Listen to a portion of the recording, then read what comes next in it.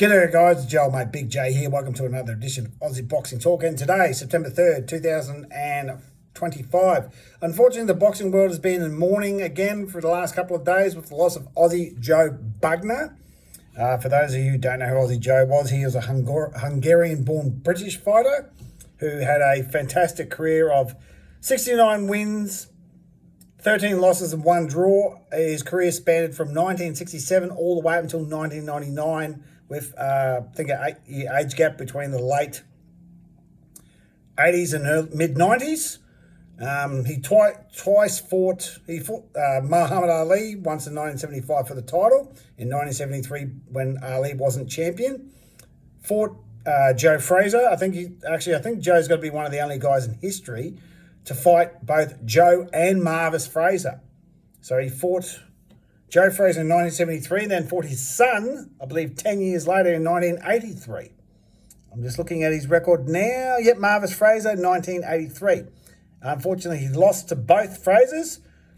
He lost on points to Joe in a 12-round fight and lost to points to Marvis in a unanimous decision.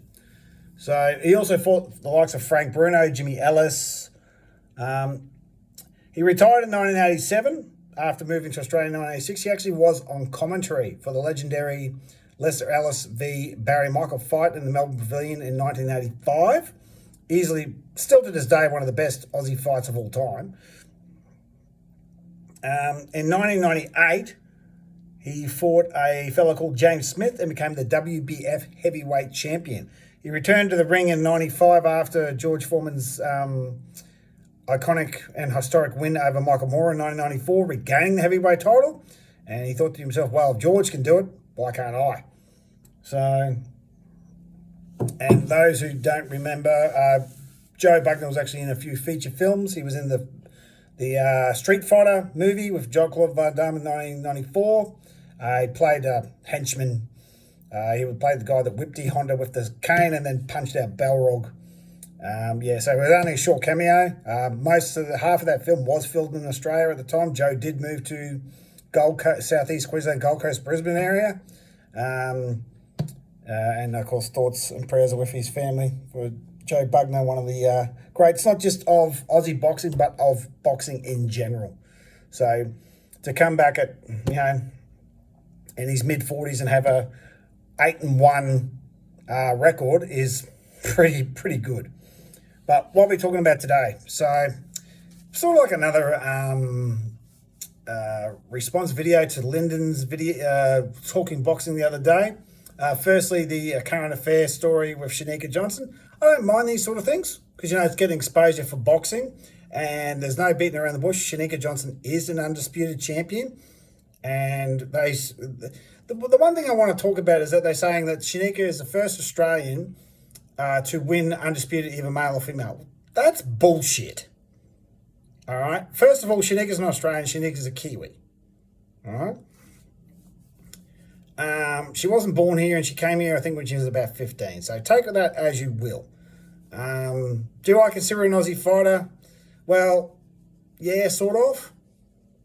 Because, if she represented Australia in the amateurs, then I consider them an Australian fighter. People need to learn their history. Lionel Rose won the undisputed title of fighting Harada back in 1968. So before Shanika was even born, Lionel Rose was undisputed champion. Simple as that. The current affair, little bizzo there thing there, yep, not a bad thing. Don't have any problems with it. Hope Shanika does fight Dina Thorson soon, but it won't be for a while because she's off having a baby. So boxing's getting some exposure and it's good. And actually, speaking of Shanika Johnson, which brings up my next point, Sam Lubruna is doing wonders for Australian women's boxing because over the last couple of years, Sam Lubruna, who promoted Shanika's first world title fight, I was there. This was, 3 years ago now? Yeah. It was on the undercard to Mick Zarafa versus Isaiah Carbon. Shanika won her first IBF Super Bantamweight title on that card against the Mexican girl whose name I can't remember. But Shanika won her debut title then on a Sam Lubruna card. Now, Sam Lubruna is doing well where No Limit seems to be faltering because, again, No Limit hasn't snapped up Shanika. No Limit had on their undercard last year it was when Desley Robinson beat Kay Scott for the IBF middleweight title.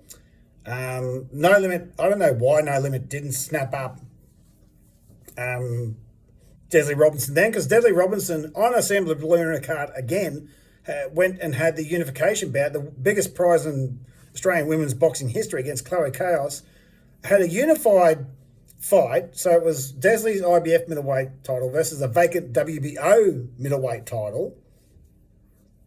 And No Limit was nowhere to be seen despite Desley Robinson winning the IBF title on a No Limit card. So I don't seem to understand what No Limit's doing in regards to women, because they need to build up women's fighters. And I learned just the other day that on Friday, November 7th, on the Sam Lubruna card, I think it's in Essendon, Jasmine Parr will be fighting Mia Solomon on that Sam Lubruna card. And Jasmine Parr just fought on a No Limit card 3 weeks ago. So the question is, what is No Limit doing to female boxing? They're supposed to be doing whatever they can to build them up, and yet they seem to be letting them slip through their fingers. So Mia Solomon versus Jasmine Parr is probably the best domestic fight that can be put on for Australia at that weight of 115 in Australia. And No Limit's not putting it on. No Limit would rather have Jasmine Parr fight girls from Thailand who are probably girls from the PCYC in Thailand or whatever it is they do. All right? Rather than get Mia Solomon, who's a legit contender, right? Excuse me. And have an actual real scrap on their platform rather than a one-sided mismatch, which was all they've been doing for Jasmine Parr ever since she lost to Shannon O'Connell. So I don't understand, and I question why they're doing this, because they're missing. Sorry, I'm just looking up Mia Solomon's record. They're missing a massive opportunity. So Mia Solomon 9-1. She's fighting Jessie Parr, as I said, on November 7th. She hasn't lost a fight for 3 years, and she lost to Beck Moss, but she's beaten the likes of Sarah Higginson, Nicola Costello, Holly McCath, Courtney Brown, Sarah Watt, and then a couple of Thai girls. But all those names ring a bell. She's fighting Jasmine Parr on this card in Essendon. I'm pretty sure it's for some sort of IBF belt, like a regional belt. Why is No Limit not doing this? I mean, this is a massive opportunity gone missing for No Limit. They'd rather throw Jasmine Parr in with one-sided mismatches against Thai girls than throw her in with a legitimate contender like Mia Solomon, who's pretty much got an ideal record. 9-1 for Mia Solomon versus 8-1 for Jasmine Parr. I mean, this is probably one of the best. This is the best domestic level female fight they could put on, besides probably Shannon versus what's the girl's name? Sky Nicholson, right? That's probably the best, fight they could put on, domestically, and yet they let it slip through their fingers. So interesting. I don't see how No Limit has lost that opportunity, because that was an excellent domestic level fight. I just don't know. I mean, because Lyndon was saying, where does he see boxing in 10 years? I don't see No Limit being around in 10 years. All right? And the reason being is that 10 years ago, you wouldn't have thought that Dean Lonergan would be not around. And Dean Lonergan got basically ripped apart after the Jeff Horn fight. The Jeff Horn-Tim Tszyu fight. After that, pretty much Dean Lonergan was gutted. And pretty much, I think the last involvement he had in any fight in Australia was, or a half-decent fight, was a Zarafa versus Hardman show. I think that was probably the final nail in the coffin for him. I think he did a couple of minor shows after that, but he was pretty much depleted of all his talent after Hardman lost to Zarafa. So, and I think the same thing is going to happen to No Limit if they don't start pulling their socks up and stop feeding us these one-sided mismatches and charging them $70 because the Zone is going to take over Foxtel. And when they do, they'll be like, well, your content is not that great. We're not going to renew your contract. We're going to give it to someone else. But, there's also Stan that's out there. There's other broadcasters. Stan and No Limit, would they work together? Who knows? But if the opportunity presents itself, why not? Because let's face it, Stan shows have not been great. So they've had a couple of decent shows, but on a whole, they're really not that great. So that's going to be an interesting point to see what's going to happen with No Limit. But yeah, I just feel that No Limit at the moment are making a couple of big mistakes. It's like in business, you can make a lot of little mistakes, but you can make very few big ones. Right? And I think that putting Nikita behind a $70 paywall at the moment is a big mistake. I think feeding us all these one-sided mismatches are just not what the people want. And missing out on Jai Pattaya as well is a massive... I think they tried to sign him a couple of years ago, but they couldn't get him. But yeah, I mean, Jai Pattaya is the perfect person. Like everyone's been saying, who's going to be the face of Aussie boxing now? Tim Tszyu's going to have a rest. I'm like, well, Jai Pattaya is a current champion, right? So why not Jai Pattaya? So, because No Limit, unfortunately, bar Tim and Desley Robinson, who wasn't a No Limit fighter, all their fighters seem to falter because despite their best efforts, Tim's been in 4 world title fights, lost 3. Liam Wilson's been in 2, lost both of them. Mixer Rafa's been in 1, got destroyed. Liam Parr won't count because he's with No Limit now, but he wasn't at the time. Sam Goodman faltered. David Light faltered. Shannon O'Connell got destroyed by Ebony Bridges.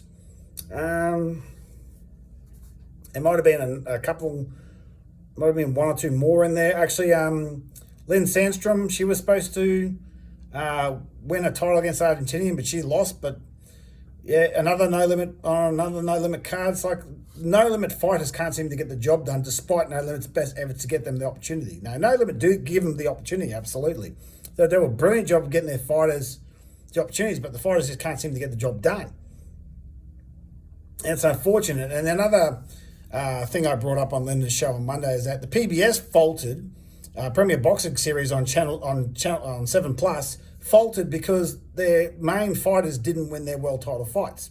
It started off in March of last year where Taylor Robinson took on I think she was a Venezuelan girl, I'll just bring it up, for the vacant, I think it was a 115 IBO title. Let me just make sure I've spelled her name right. And she got a gift draw where she clearly lost that fight. I'm pretty sure she lost it 7 rounds to 3. No, that's not her. That's the incorrect spelling. Sorry, I'll just bring it up here. There we go. Okay, so Taylor Robinson 9-2-1. Her last fight was against somebody. Anyway, Gloria Gallardo. Anyway, this was in March of last year in Brisbane. It was for the vacant IBO super flyweight, and the scorecards were 95-95 draw, 93-97 and 93-97 one way, 93-97 the other way. I had it 97-93 to the Gloria. I think she's a Venezuelan girl. Could be wrong. I think she's Venezuelan. No, Mexican. Beg your pardon. I thought she was Venezuelan. Mexican girl.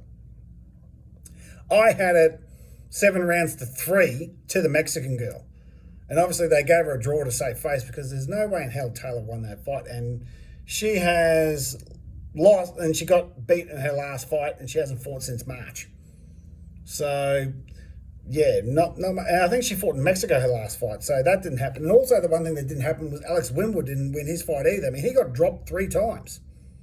So Alex's fight, I think, was last July, I believe, and I don't think he's fought since.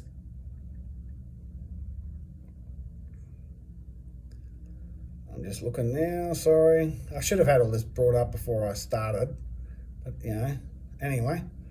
I'll try not to keep the video going too much longer because I don't want to get people getting bored. Yeah, 4-1. Yeah, he hasn't fought since, beg your pardon, last September. It's almost a year now since that's happened against the old mate whose name I'm not even going to be pronounced. And luckily enough for Alex, he was supposed to fight the WBC champ because after this, the WBA champion that Alex fought the WBC champion and got knocked out in 2 rounds. So that was a bit unfortunate. And also Rocky Onion didn't win as well. So the reason that the PBS faltered is because the people that had world title fights or big fights didn't win. And unfortunately, they didn't. Channel 7 was like, because they had different promoters, Dragonfire and Ace Boxing, they're like, well, you guys aren't getting the job done. Your fighters aren't winning. How are we supposed to build stars from this fight? How are we supposed to build stars from these fights if you keep losing? So, and people have every right to go, well, Channel 7 have every right to go, well, your boxing, your Premier Boxing Super Series or Premier Boxing Series is content is not delivering. No one's watching because the people that you told us were stars, because I dare say the promoters would have built up, Taylor Robinson's going to win this world title and Alex Winwood's going to break Jeff Fennick's record and, get a world title within 5 when it took Jeff 7 and all that. And it just all fell apart and they wonder why Channel 7 pulled the plug. There's no mystery because there's no content. There's no star to build.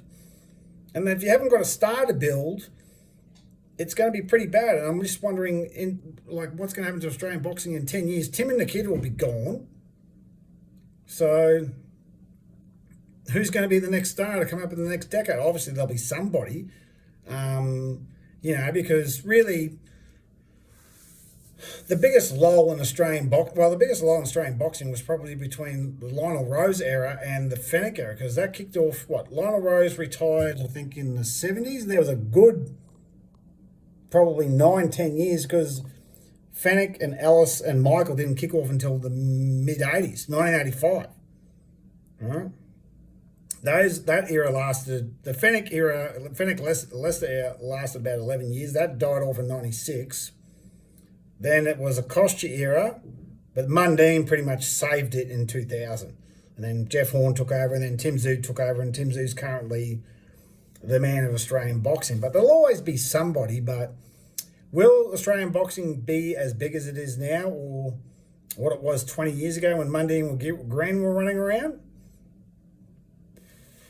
Probably, I don't know. I mean, the biggest year in Australian boxing was 2022, in my humble opinion. Because, Georgia have not one but 2 undisputed fights on Australian soil. Jai Pattaya won his fight.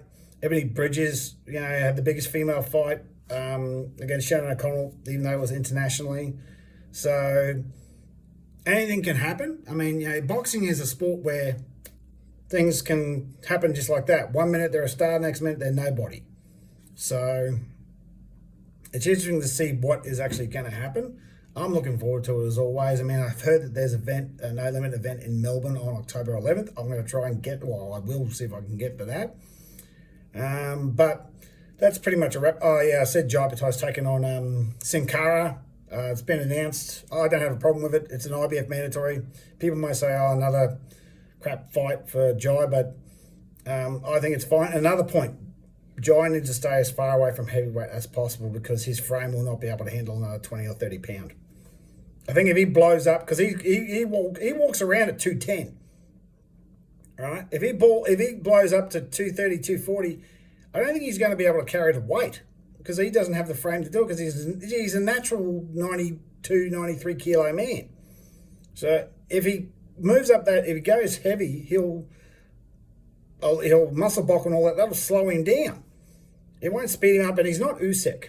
Anyone thinks that he can give Usyk a run for his money. He's like, no, you're an idiot. Usyk's a complete freak. All right, Jai's not that. A cruiserweight, Usyk would beat the taillights out of him. So, because remember, and people don't want to hear this, Jai Pattaya has one good win on his resume, and that was an aging Britus who almost smashed his face off. All right, so if a 40-year-old, even if 40-year-old Mias Breedis can break Jai's jaw in 2 places, what do you think an in-shape, prime, young fighter is going to do to him? But the problem is, besides Ramirez, there's really no competition in the cruiserweight division. It's always been pretty weak. I'd like to see him fight Chris Smith just to see how he can compare with what Ramirez did. But I think Jai will take care of this Sankara guy pretty easy because what is he, like 41 or something? So I think he'll deal with him pretty easily. But that's it for this episode. Rest in peace, Joe Bugner. Hopefully No Limit can get some good quality shows going again like they have in the past. Jai will smack the crap out of old mate. I'll do Liam Parr and all that another day. As always, tackle bull, wrestle croc, have yourselves a fuck up, and we'll see you again another day.